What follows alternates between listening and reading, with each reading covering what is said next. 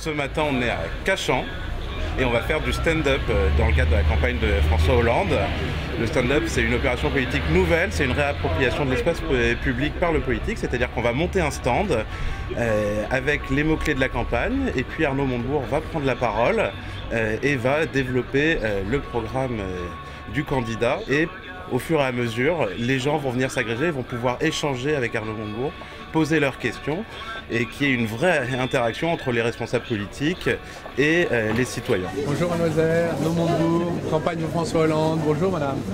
Bonjour monsieur, vous saluer. Je présenterai les propositions de monsieur Hollande à la sortie du marché et on répondra aux questions de la population. Comment, où on veut emmener le pays, quelle stratégie de sortie de crise, qu'est-ce qu'on fait sur le chômage, l'industrie, les problèmes que vous connaissez. C'est pas mal hein, notre truc là. C'est très beau, hein.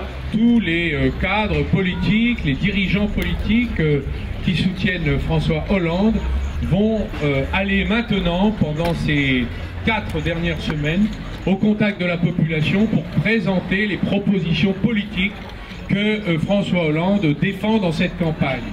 Nous pensons et nous prenons au sérieux les élections telles qu'elles sont à partir d'un bilan que nous considérons désastreux pour la France, de ce que nous lègue M. Sarkozy et ses hommes. Car il est inacceptable qu'on utilise la crise pour faire croire qu'elle est de la responsabilité des gens. Les gens qui sont ici sont totalement innocents de cette crise. Et ceux qui sont responsables de la crise, ils sont encore en liberté, ont investi leur argent et leur retrait de chapeau dans des fonds de pension en Belgique, au Luxembourg ou en Suisse. Croyez bien, comme dit François Hollande, la République les rattrapera. Vive la République et vive la France!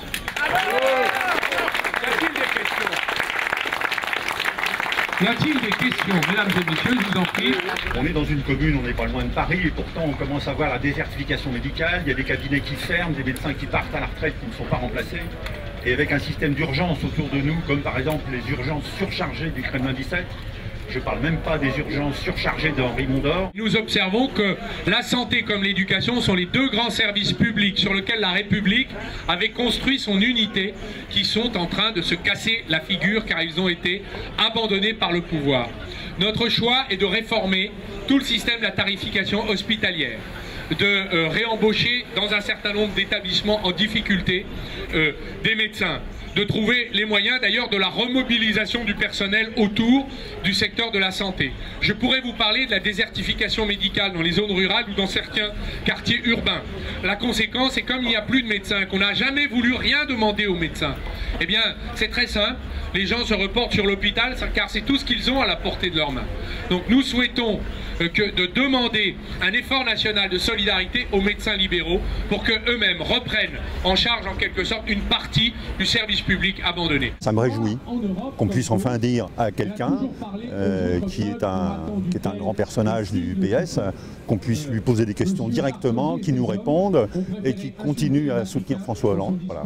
Moi, ça me fait plaisir. C'est assez sympathique, très sympathique, et puis bon, ça met de l'animation, et puis ça permet de découvrir des personnes politiques. Quand on vient voir les gens directement, on parle, on discute avec les gens, on se sent plus impliqué et plus concerné. Nous avons décidé d'aller à la rencontre des gens, de parler, de répondre à leurs questionnements, et là les questions étaient diverses, elles étaient nombreuses. C'est pour nous la campagne de contact et de vérité. On dit des choses et on ne peut pas raconter de bêtises quand on est en face à face avec les gens. Tandis qu'à la télé, il n'y a personne pour vous répondre. Hein, voilà. Et c'est ce sur quoi compte M. Sarkozy.